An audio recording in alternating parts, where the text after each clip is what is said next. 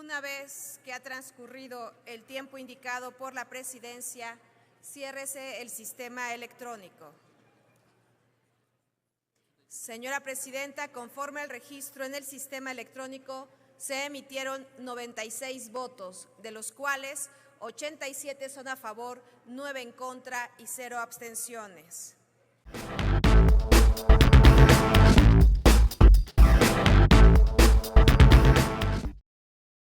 Hola, soy Elvis Alejandro Gertz Manero, una figura de larga trayectoria en la administración pública mexicana. Ocupó el cargo de Fiscal General de la República, FGR, desde enero de 2019 hasta su renuncia el pasado 27 de noviembre. Su gestión, marcada por la polémica, la controversia y las acusaciones de parcialidad y abuso de poder, dejó una profunda huella en el sistema de justicia. Sobre él, expongo su trayectoria, su ascenso al poder, algunas controversias que lo rodearon y las circunstancias de su salida, ofreciendo una visión completa y crítica de su paso por la FGR. Nacido en la Ciudad de México en 1939, Alejandro Gertz Manero inició su carrera en la administración pública en la década de 1970, durante el gobierno de Luis Echeverría, coordinando la Operación Cóndor contra el narcotráfico. Posteriormente, ocupó diversos cargos, incluyendo Secretario General del Instituto Nacional de Antropología e Historia, INAH, titular de la Procuraduría Federal de la Defensa del Trabajo, Secretario de Seguridad Pública del Distrito Federal, 1998 a 2000, bajo los gobiernos de Cuauhtémoc Cárdenas y Rosario Robles. Primer titular de la Secretaría de Seguridad Pública Federal, 2000 a 2004, bajo el gobierno de Vicente Fox. Su trayectoria también incluye su paso por el ámbito académico como rector de la Universidad de las Américas y diputado federal por Convergencia por la Democracia, hoy Movimiento Ciudadano. Tras la victoria de Andrés Manuel López Obrador en 2018, Gertz Manero fue designado encargado del despacho de la Procuraduría General de la República, PGR, el 1 de diciembre, cargo que sirvió de transición para la reforma constitucional que transformó la PGR en la FGR. El 18 de enero de 2019, el Senado lo ratificó como el primer fiscal general de la República, un cargo autónomo pero alineado con los objetivos de la Cuarta Transformación, 4T, impulsada por López Obrador. La gestión de Gertz Manero al frente de la FGR estuvo marcada por una serie de controversias y acusaciones que cuestionaron su imparcialidad, su ética y su capacidad para garantizar la justicia en México. Entre las principales controversias destacan: lo primero, Alejandro Moreno Cárdenas, conocido como Alito, ha sido objeto de diversas acusaciones de corrupción, enriquecimiento ilícito y lavado de dinero. Estas acusaciones se basan en filtraciones de audios, documentos y propiedades que revelan un presunto patrimonio incongruente con sus ingresos como funcionario público. La gobernadora de Campeche, Laida Sansores San Román, Morena, ha sido una de las principales impulsoras de estas acusaciones, difundiendo audios en su programa, Martes del Jaguar, que involucran a Moreno Cárdenas en presuntos actos de corrupción. A pesar de las acusaciones y las pruebas presentadas, la FGR, bajo la gestión de Alejandro Gertz Manero, no ha presentado cargos formales contra Moreno Cárdenas. Esto ha generado críticas y acusaciones de que la FGR está protegiendo al dirigente del PRI. La falta de avances en las investigaciones contra Alito ha sido interpretada como un carpetazo del caso por parte de la FGR. Esta situación ha generado críticas y acusaciones de que la FGR está actuando de manera selectiva y politizada, protegiendo a figuras políticas del PRI a cambio de favores o acuerdos políticos.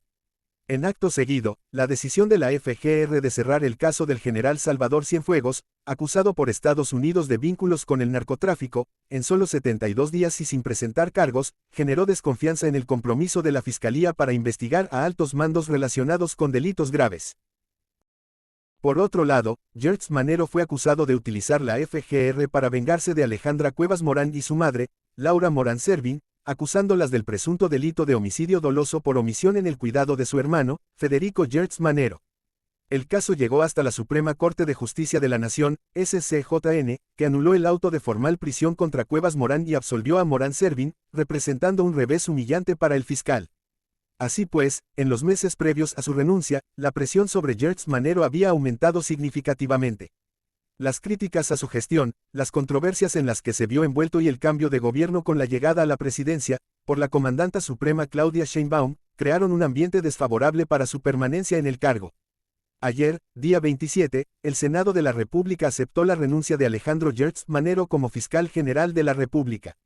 La renuncia se produjo después de que la presidenta Claudia Sheinbaum le ofreciera el cargo de embajador de México ante un país amigo, una propuesta que, según Gertz Manero, le permitiría continuar sirviendo a mi país en una nueva tarea que me honra.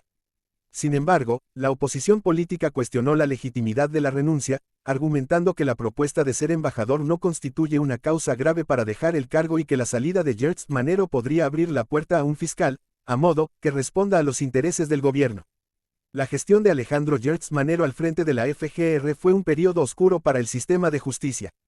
Su trayectoria, marcada por la controversia y las acusaciones de parcialidad, socavó la confianza en la institución y generó dudas sobre el compromiso del gobierno con la lucha contra la corrupción y la impunidad. Si bien es cierto que Gertz Manero enfrentó desafíos importantes al asumir el cargo, como la necesidad de transformar una institución históricamente corrupta y politizada, su gestión no logró cumplir con las expectativas de la sociedad mexicana. En lugar de fortalecer la FGR como un órgano autónomo e imparcial, Gertz Manero la utilizó para fines personales y políticos, persiguiendo a sus enemigos y protegiendo a sus aliados. El camino de Gertz Manero, que comenzó con la promesa de ser un zar anticorrupción, pero que lamentablemente terminó siendo percibido por muchos como una tapadera para proteger a personajes cuestionables y favorecer intereses privados. Ernestina Godoy está encargada como interina de la FGR. Es decir, ella toma el control para evitar que ese organismo autónomo no sea un florero. ¿Con qué objeto, senador Fernández Noroña? Senadora presidenta, fue usted muy gentil al pedir solamente que no estuviera alguien que no es senador, senadora, en un escaño de un senador, senadora. Varios senadores nos expresábamos porque no estuviera aquí ese golpeador disfrazado de legislador y con una cachaza ha vuelto a sentarse, lo cual es una falta de respeto a la presidencia y una falta de respeto a este pleno. A ver, senador. A ver cuál es su moción de orden. El cobarde senador Fernández Noroña, que ha llamado a las mujeres el día 25 de noviembre de manera despectiva, fundamentalmente a la viuda de Carlos Manso, a quienes no solo se dice... A ver, senador, ese no es el tema ahorita, nada, estamos discutiendo un asunto de suma importancia para la nación. Yo le solicitaría que por favor fuéramos respetuosos y efectivamente en el caso de quienes no son legisladores, senadores de la República, pues les estamos solicitando que no estén en los escaños y como podemos ver está aquí junto a usted un legislador que es de la Cámara de Diputados. Quiero solicitarle de la manera más respetuosa que por favor no esté en la zona de los escaños de los senadores de su partido. Y también pues decirles que no caigamos en las provocaciones, estamos discutiendo un asunto trascendental para la patria. Por favor, le solicito al legislador que pueda moverse de ese lugar y le pido respeto a esta presidencia. La única razón de reunir al Pleno del Senado de la República en este día es calificar si existe o no existe causa grave en la renuncia presentada por el fiscal general de la República. En primer lugar, tenemos que decir que el documento que se recibe no dice en ningún lado que el fiscal renuncie. El fiscal lo que anuncia es que lo han propuesto como embajador en un país amigo y que por ello se retira de su actual cargo. Hasta donde marca la ley, el retiro no es una causa de separación que este Senado de la República pueda calificar. No hay razón alguna de calificar algo que la ley no faculta. Pero si este documento, si el retiro ahora se interpreta como una renuncia, entonces lo que se tendría que analizar es si su contenido justifica o no la existencia de una causa grave que permita así calificarla y entonces sí abrir un proceso de designación. La Fiscalía General de la República tiene una naturaleza constitucional de carácter autónomo, construida para evitar su subordinación al poder político. Y el proceso de separación en caso de renuncia sigue la misma lógica. la de evitar una decisión discrecional, la de otorgar estabilidad institucional, la de generar que una función esencial del Estado no corte continuidad o se vea amenazada en independencia o en autonomía. El documento que se recibió, senadoras y senadores, no cubre ninguno de estos elementos. El último párrafo del artículo 24 de la Ley de la Fiscalía General de la República dice textual que la renuncia solamente procederá por causa grave calificado por el Senado. Lo que dice la carta del fiscal, repito, es que será propuesto embajador a un país amigo, que eso le permitirá seguir sirviendo al país y que ello ya se tramita en estos momentos y por eso se retira del cargo actual. ¿Cuál es entonces, pregunto, la causa grave? Porque en lo descrito, en lo dicho, en la comunicación leída, lo único que se fija es que se irá de embajador. La norma no establece con precisión y acierto cuáles son esas causas, pero sí establece un criterio orientador con las causas de remoción y fija 3 elementos. El primero, la pérdida de la ciudadanía mexicana, que no se materializa. El segundo, incapacidad total o permanente que impida el ejercicio del cargo por un periodo mayor a 6 meses y esto sea dictaminado por el ISSSTE, lo que tampoco ocurre. Y tercero, la ocurrencia de violaciones graves a la Constitución, que tampoco están. No se configuran ni cerca, pero aún haciendo una interpretación amplia o en beneficio de la persona, por donde se vea no hay cómo justificar que existe un elemento de gravedad, el mínimo posible. La forma de separación del fiscal general de la República es una institución del Estado mexicano porque garantiza el funcionamiento del cargo en condiciones óptimas de independencia y de autonomía. Y más aún, en las condiciones actuales del país, con el crimen organizado desatado que controla territorios, que amenaza y asesina jueces, funcionarios y hasta alcaldes, cuando a la luz pública han salido señalamientos que vinculan a Morena con estos grupos.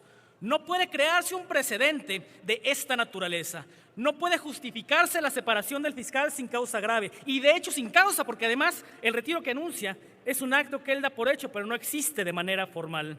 La justificación es un engaño, pero la ausencia del fiscal, el vacío institucional, el dañino precedente que esto pueda dejar, eso sí es muy real y eso sí conlleva una alta gravedad. Aquí no hay nada que calificar como causa grave. Y más allá de especulaciones, más allá de conjeturas políticas, de controles o descontroles, de pesos y contrapesos del Estado mexicano, el apego al Estado de Derecho es la obligación material que sí tenemos en este Senado de la República. Por ello, al no existir causa grave, sino justificación de retiro, el PAN votará en contra de otorgar la procedencia de lo que se presenta a este Pleno. México necesita certezas, necesita justicia. Y México necesita que sus órganos e instituciones respondan a la gente, no al acomodo político de posiciones del morenato. Y concluyo, porque el riesgo es que la renuncia no sea el cierre de un ciclo, sino la apertura de un nuevo capítulo de control político con un fiscal cómodo, de cuota, obediente. Y por eso el PAN votará en contra de ello. Es cuanto, presidente. Con su permiso, senadora presidenta, con el permiso de sus señorías, senadoras y senadores. La acción de las instituciones requiere de un impulso constante y renovado. El México de hoy es la construcción de muchos hombres y muchas mujeres que en cada momento histórico han asumido los desafíos, muchas veces intrincados, de las tareas públicas y desde su circunstancia, con su compromiso y esfuerzo, han contribuido a la vida de la nación. En una república, los cargos públicos, todos los cargos públicos, son, por definición, perentorios y temporales. No pueden ser patrimonio personal de nadie. A ello subyacen, sí, razones democráticas y de índole cívico, pero también razones de la naturaleza misma. Ningún hombre, ninguna mujer, aún los más esforzados y entregados, están fuera de esa naturaleza. Y no puede exigírsele a nadie afanarse más allá de toda linde y de lo humanamente posible. Mayormente, si en ejercicio de sus responsabilidades han cumplido las exigencias del deber institucional contraído. En una república, en una democracia, las tareas y los cargos públicos, todas las tareas y todos los cargos públicos no pueden discernirse ni ejercerse más que en interés del pueblo, el auténtico, el único soberano. El doctor Alejandro Gertz Manero ha acabalado 86 años de edad. Viene ejerciendo el cargo de fiscal general desde el 18 de enero de 2019. Casi 6 años, en una responsabilidad de las más intrincadas y delicadas que pueda haber en la República. A él le ha correspondido, hay que decirlo, colocar la primera piedra de una etapa de autonomía, de configuración constitucional autónoma de la Fiscalía General de la República. El día de hoy, después de ese ejercicio de casi 6 años, ha presentado a este Senado de la República el retiro definitivo de esa alta encomienda y responsabilidad.